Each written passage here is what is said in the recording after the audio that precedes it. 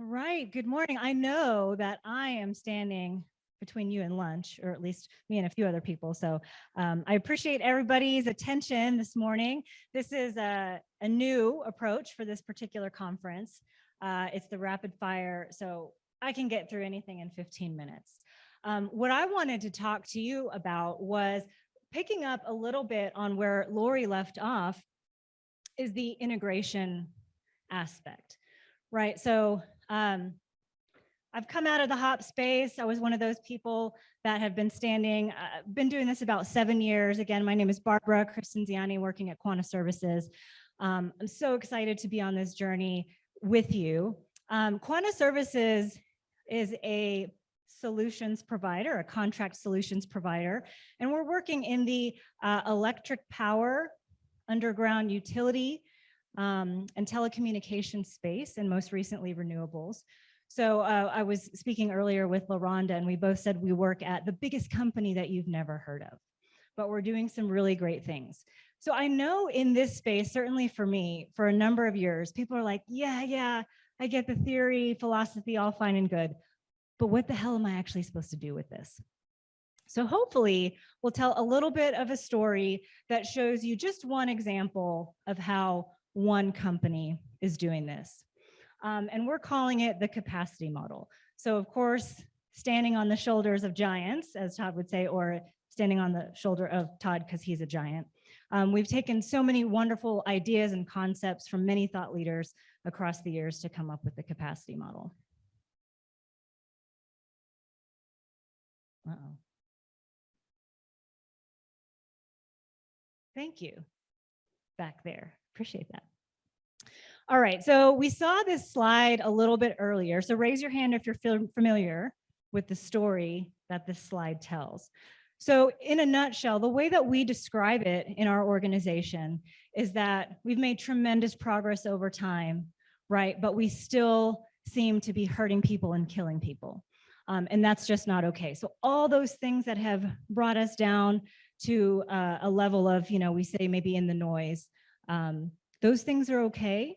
And we're never giving up on some of those aspects, but we recognize that if we're still significantly injuring or killing people, it's time to start thinking differently and having a new approach. And also we talked about, the fact that it's not the things that hurt us are not the same things that kill us. And that's our message. Many of you have the same message, and that's kind of the place that we start. There are so many aspects to the capacity model. It's just not possible to cover them all in the remaining 12 minutes, but hopefully we'll give you a little bit of a flavor for what we do.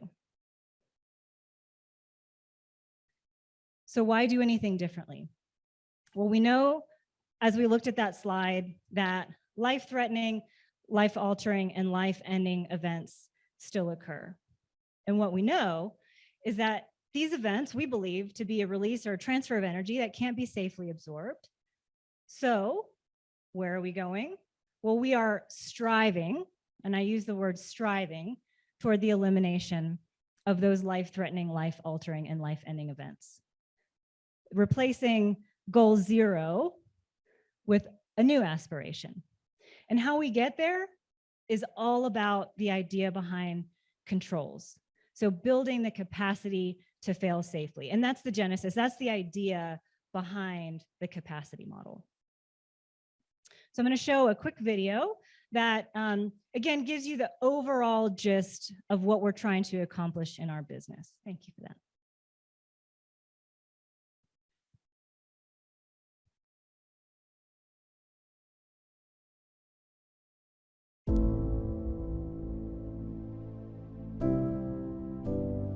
It's not acceptable for someone to get hurt on a Quanta job.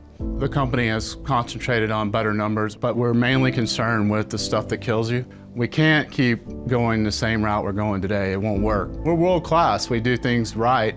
It's just taking the next step to say no more. We've got to think about safety differently. Most of us have spent our careers thinking about safety a certain way. If no incidents occur, we would say work was safe. But what about the points that barely avoided catastrophe? Is that work safe, or is it luck? During high-risk work, one wrong move could create a serious incident. we must ask ourselves, when nothing is happening, what is happening?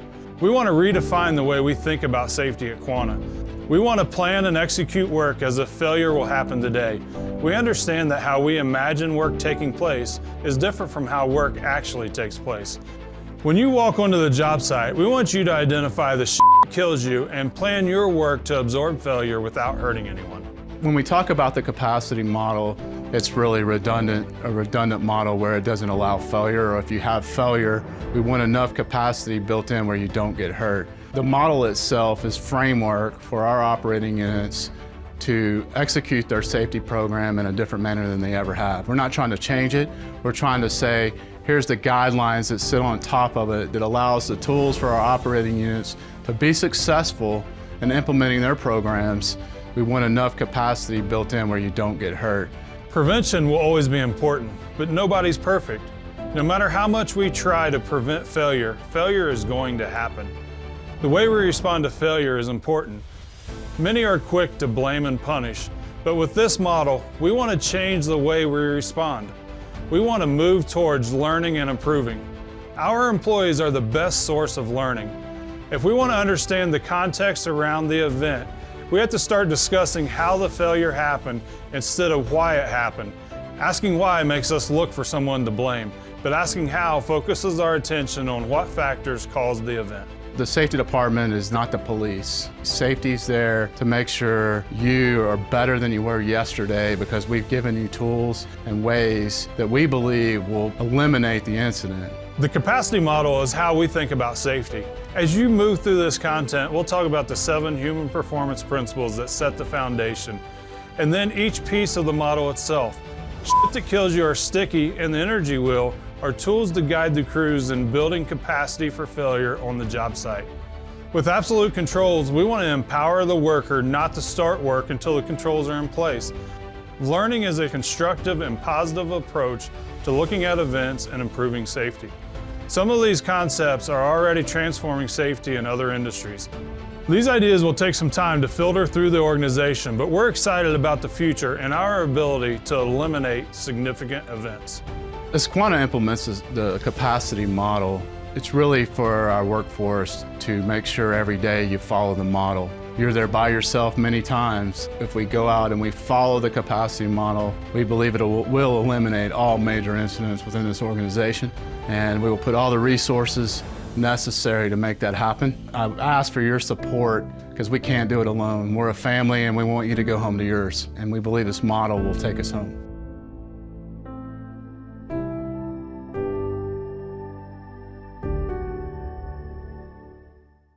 All right, so although Matt Comfort could not be here in person, you got to hear from him as well as our CEO, which in my experience is kind of a big deal, that the CEO is actually getting behind this. I've had a lot of questions in the HOP space over a number of years. Well, how is your leadership getting behind this? What do our leaders think of this effort? Do they even know what this is? And the answer is yes, we're getting there, but it takes a lot of time. So I wanted to just pause for a moment here and just recognize the fact that, you know, I think we find ourselves differentiated in terms of the fact that we have access to a tremendous resource. So not only do we have several dedicated full-time HOP professionals that work on this, but we also have access to Northwest Lineman College, and we work with their Department of Education. It's one of our operating units to create material. So for every element that you've seen talked about within the capacity model, we do have associated training. We have leadership engagement discussions, and we have some things for the workforce as well. So recognizing that every single thing that we do is for the benefit of the field employee. So what's foundational to the capacity model are the human performance principles. So raise your hand if in your organization you utilize some kind of human performance principles. All right, so I'm preaching to the choir here, right? So in a nutshell, I would say it's the same things that we know. Error is normal, blame fixes nothing, systems drive behavior, learning and improving is vital, and leadership response matters, right? We're Quanta, So we have to do things a little differently. We've got 7. But it's really this idea that, people do make mistakes. It's not a matter of if something bad happens, it's when it happens. And what are we going to do specifically to control it when it does?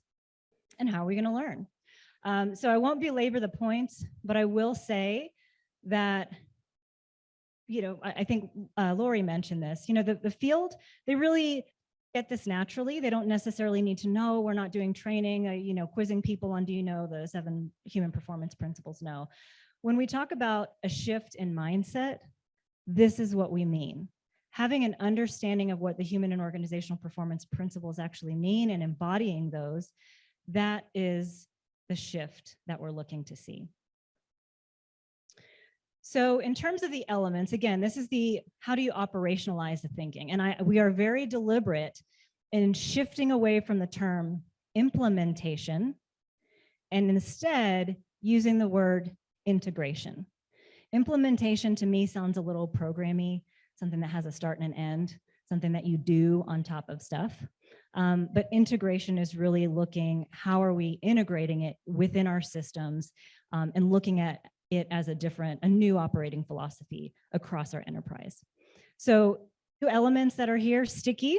So that's the shh that kills you. We first started asking people just to recognize, hey, what in your work can hurt or kill you? It's kind of those 3 questions, if you're familiar with those, right? What can hurt you? What can kill you? What do you have in place to prevent that? What do you have in place when that happens to mitigate the consequences? Is that enough? And do you need more?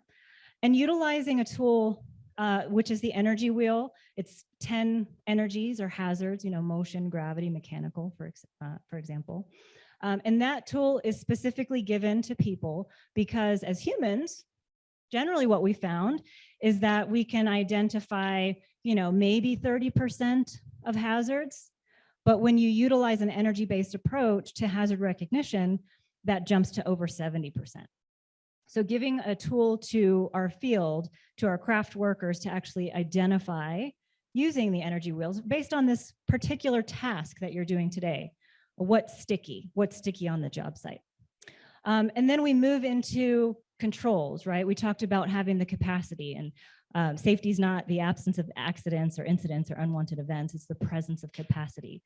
So utilizing a framework to help people look at the critical tasks, identify the sticky controls for those things that can seriously hurt you or kill you, and what do you have in place to prevent that from happening? And it's not a matter of if, it's when. So what do you have in place to mitigate that particular hazard?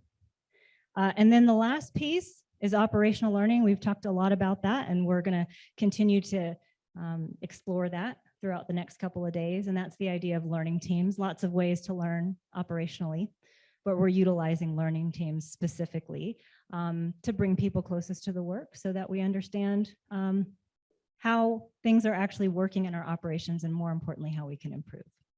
Oops. So on your tables, I wanted to recognize my team. So we've got Derek and Shannon and Sean.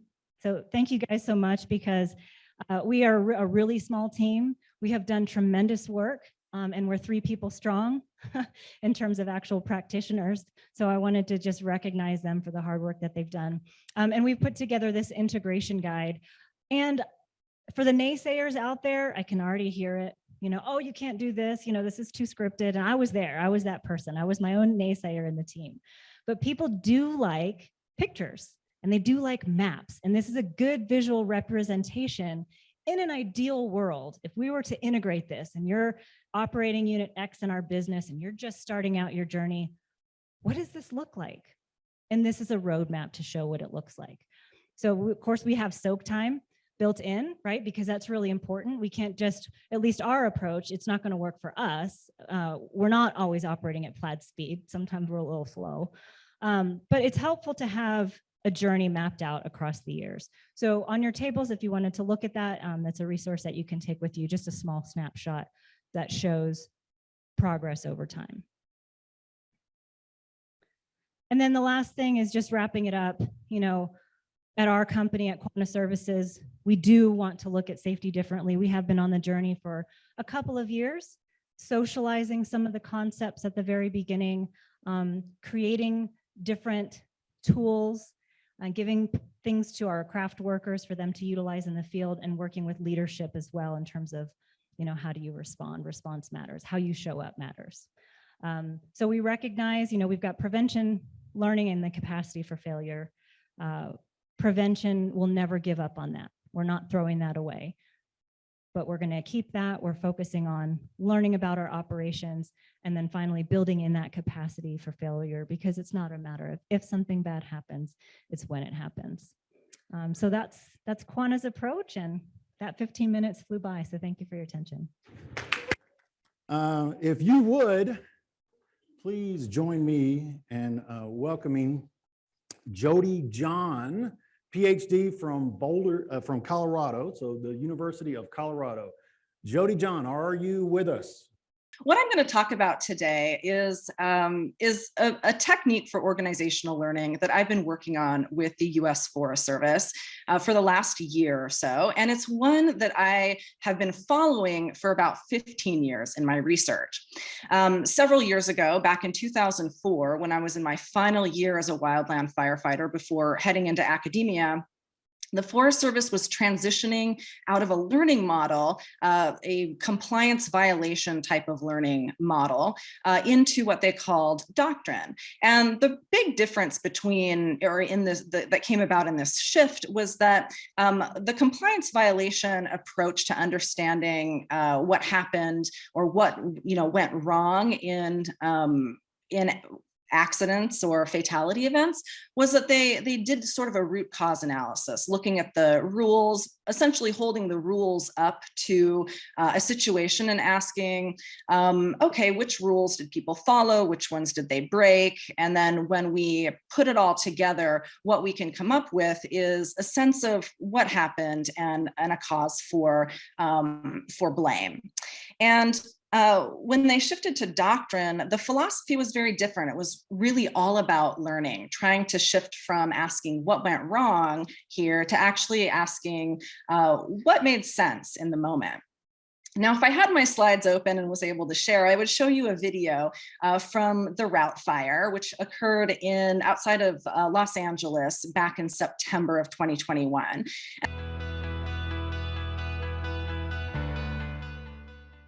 On September 11th, 2021, firefighters from the Angeles National Forest and Los Angeles County Fire Department were dispatched to a report of a brush fire on Forest Service land near the boundary with LA County jurisdiction. Just after initial attack resources arrived on scene, the fire spotted across Old Highway 99 and established quickly on the adjacent slope.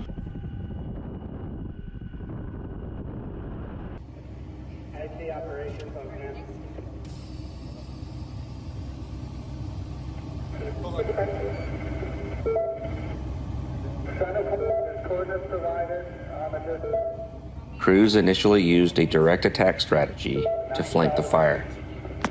But after spot fires quickly became established, the flank of the fire quickly then became the head of the fire.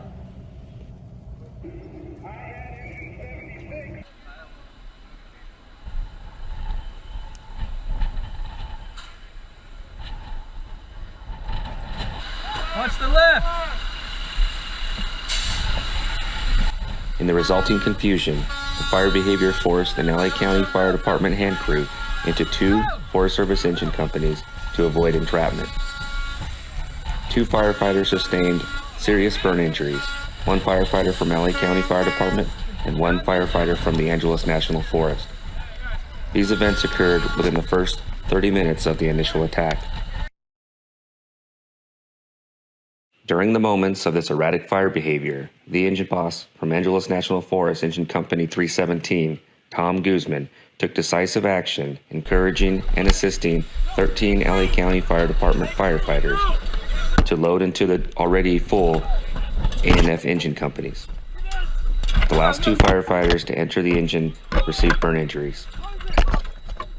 The flames from the fire began impacting the right side of the engine, and Tom ran to the left side. He could already feel himself burning and began looking for a place to deploy his fire shelter. The engine operator pleaded with the engine boss to seek shelter in the engine as the fire burned around them. Hey guys, I think some of us go all the way out, man. All the way out to the stage 3 turnaround. Let me get everyone in. Go to the stage 3 turnaround. Pass them on the left. Pass them on the left. Let me get everyone. That ditch is okay. Fuck it. Hey guys, this is my burn. During this near-miss event, firefighter Guzman's acts of courage to put the safety and well-being of others demonstrates exceptional character that reflects an uncommon degree of concern for the well-being of others. Firefighter Guzman ensured that all the firefighters, not only those under his command, but also those agency partners that he did not even know, were safely sheltered in the engine before he took the last space available in the engine for himself and his own safety. And essentially what happened was there were several Los Angeles County engines and a few Forest Service engines and several hand crews. And they were working up a stretch of the old Highway 99 with fire on both sides of the road. And as the crews moved up this road, the fire started to circle in around them on both sides. And what happened was we had one crew of Los Angeles County folks, a hand crew who were on foot, 11 people, who were taking shelter from the fire by kind of walking next to the engines, which is a normal approach for them. But what happened was they ended up with fire on both sides of them, and it was about to pinch off in front of them and encircle them fully. So what ended up happening was the 11 people from Los Angeles County Fire Department had to pile into these two already full Forest Service engines and drive out of there. They ended up getting everybody in there, but there was absolutely hardly any room left by the time they made it out. And one of the really important things about this event was that it was one of those close calls in which almost 15 people ended up, I mean, they almost died. They came so close. In the end, only 2 people had minor burn injuries, and it ended up working out pretty well. But what I was involved in was what the Forest Service calls a rapid lesson sharing. And what we did was we came in, there was a team of us who came in, we talked to the firefighters who were on scene, we did some site visits, and then we wrote up a narrative that told the story of what happened in this event. Now, as you all know, one of the enduring challenges of high-risk organizations is that it's really difficult to learn from any kind of event that happens because there's complexity, the environment is bigger, like larger in magnitude than anything people can put their head around. And it's really difficult to try to embed those lessons into people's, lived experiences and into their bodies. And so what we really need, and what the Forest Service has come up with, is a way of learning that tells these stories in narrative form. So my job in this on this rapid lesson sharing team was to conduct interviews and ultimately write up a narrative that tells the story of what happened. So what we ended up doing was we wrote up this narrative, and the way that we approach it is that we try to instill vicarious learning through the way that we write it. We try to write with an engaging writing voice. We incorporate multiple perspectives from the situation, and we include impactful quotes in our report.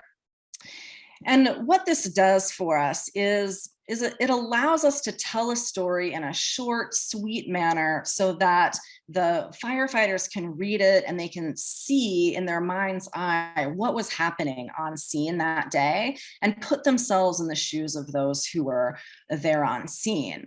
They're able to look at that situation, and instead of pointing fingers or ridiculing others for doing something wrong. Instead, what they're doing is they're saying, if I were in that situation, what would I be thinking? What would I be doing? What did they do? How did they handle it? And what sorts of lessons can I come away with this personally? The other really important thing that a rapid lesson sharing document can do is that it prompts the organization to think about its normal work practices. And the focus on normal work comes about from a really simple shift in the question that we ask.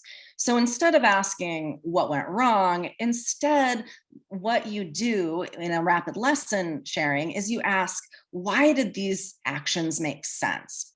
So that simple change in wording gives people the chance to give those on scene the benefit of the doubt, not already assuming that something went wrong or that people were making poor decisions or were lackadaisical or complacent.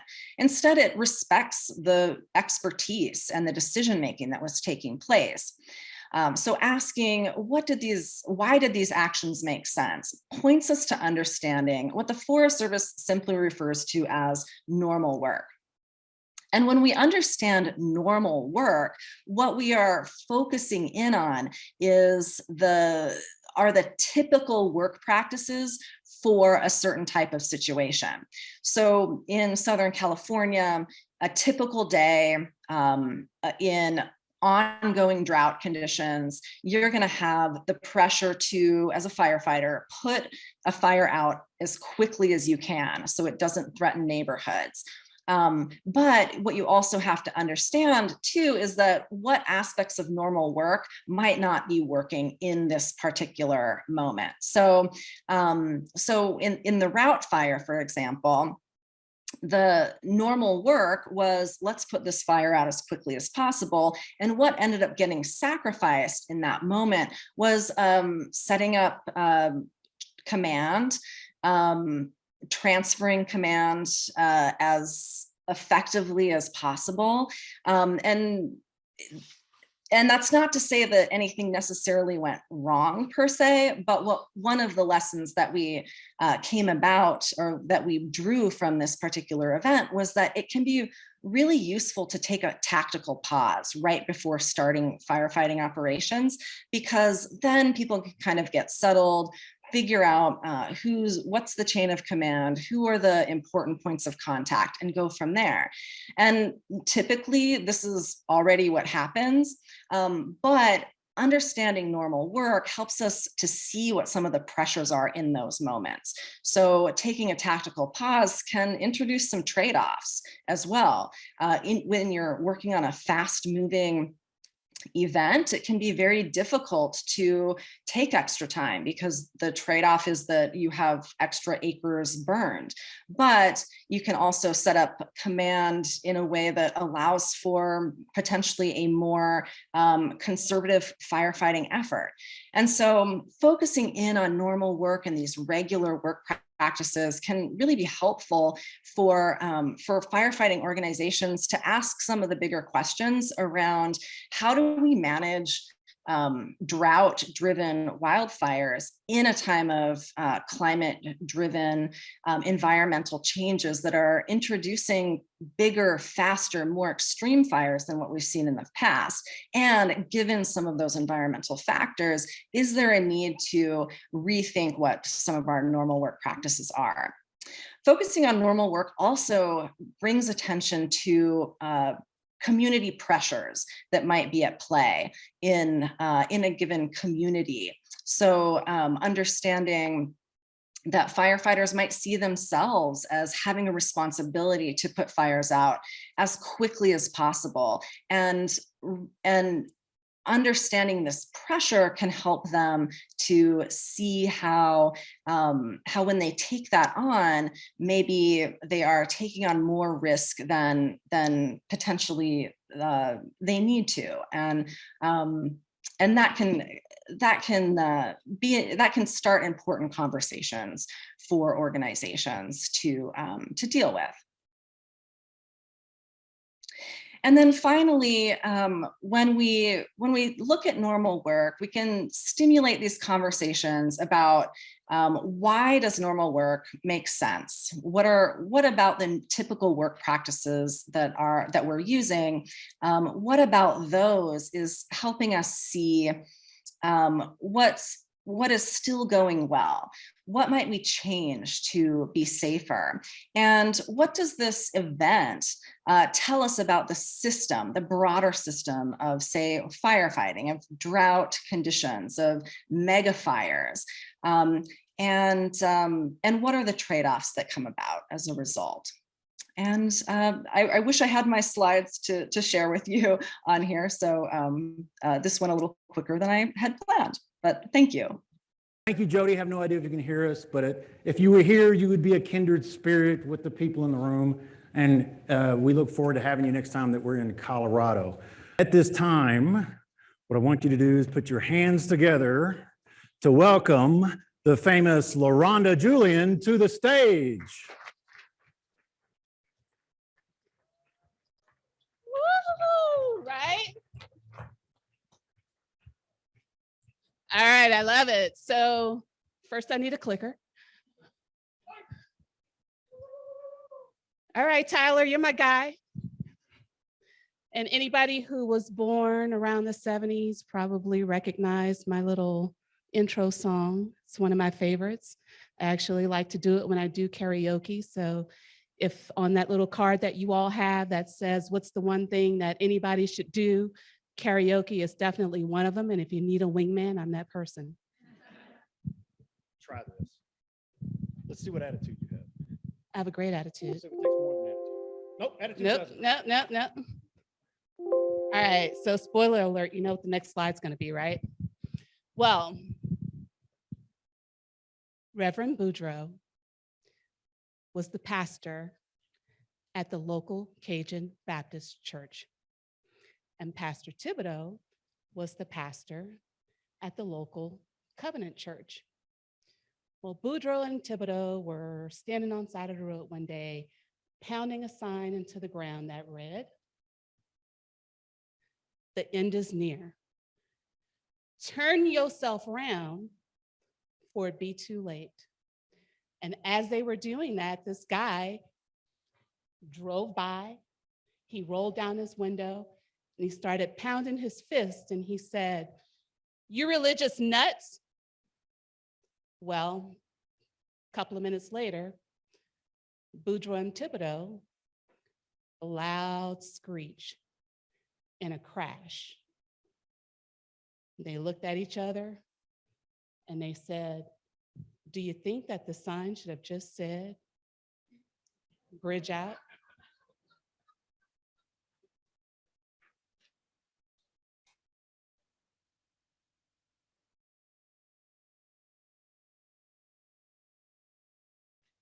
Every year, companies waste a lot of money on errors that are preventable. In 2019, Dynamic Signal did some research and they found that approximately $37 billion per year is attributed to errors that are due to things as simple as a failure for employees to communicate with each other.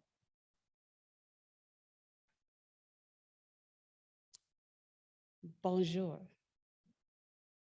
bonne journée, and salut. I know that I have at least one friend in the building who speaks a little French, and don't be afraid, I'm not going to do the whole presentation in French. But my name is LaRhonda Julien. I work at Georgia Transmission Corporation.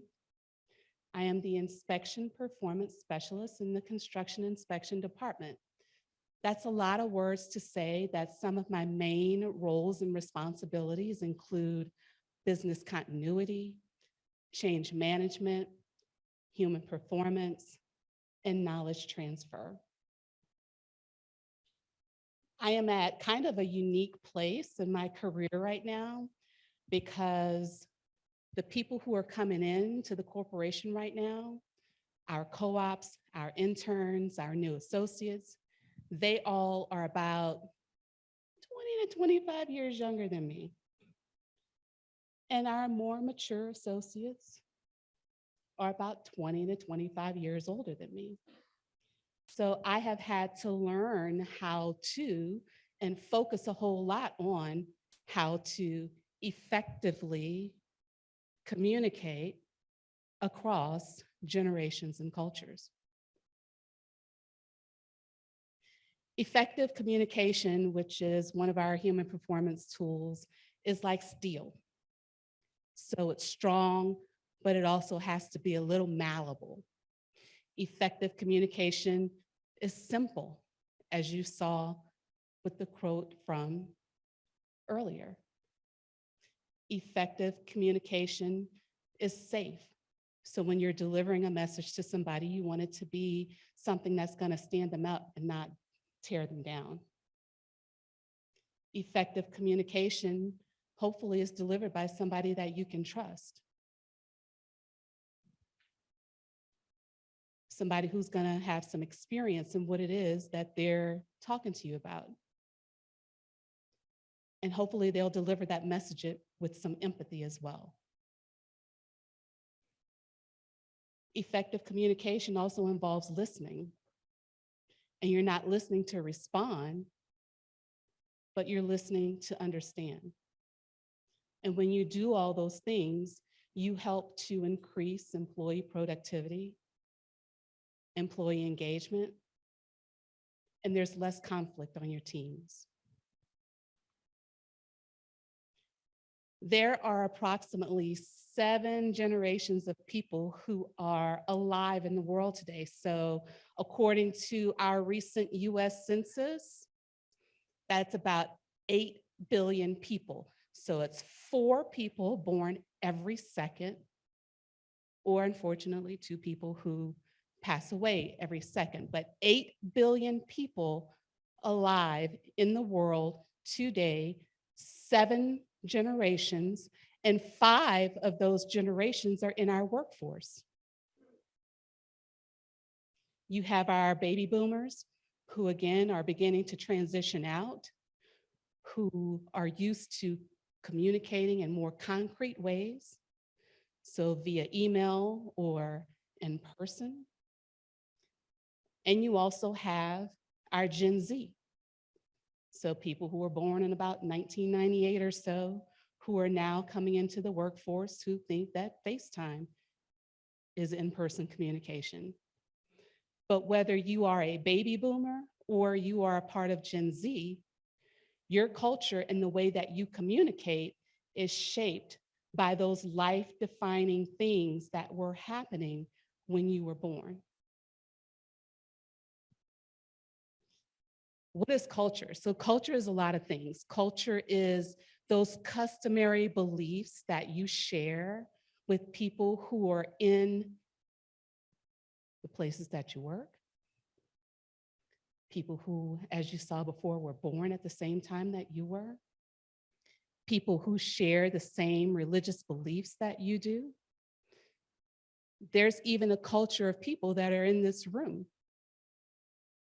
But no matter what culture it is that you are a part of, that culture takes place at a specific time, at a specific place. And one of the most important things about that culture is making sure that you are taking that knowledge and that you are sharing it and that it is being passed on to the future generations so that that culture continues to live past you.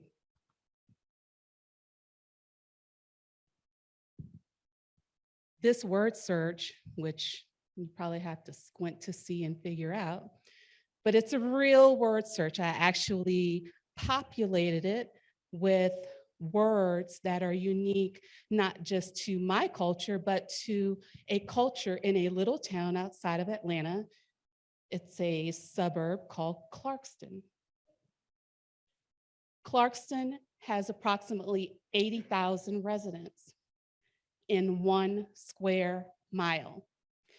Clarkston is known as the most diverse mile in the country, and it's also known as the Ellis Island of the South. 80,000 people, 1 square mile, and they speak 60 different languages. So if you look real close, you'll see some of those words, some of those things that are unique to their culture in this puzzle.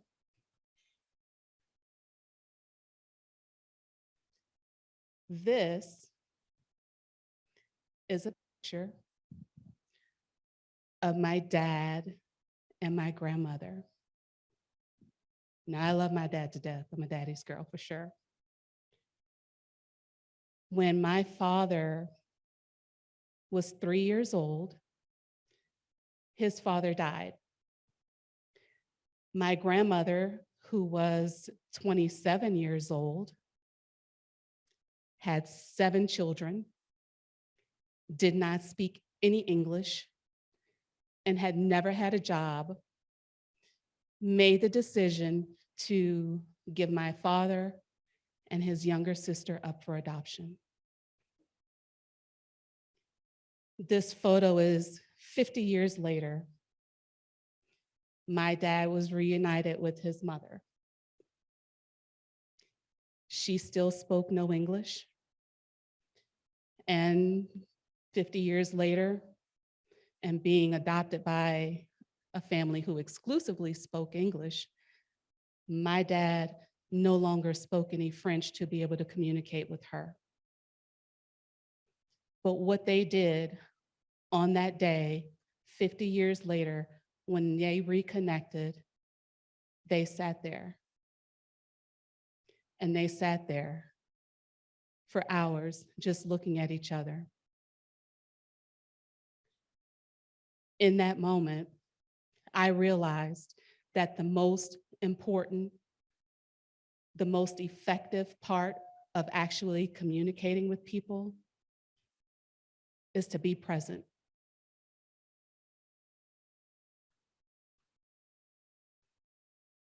I want to say merci. I want to say thank you.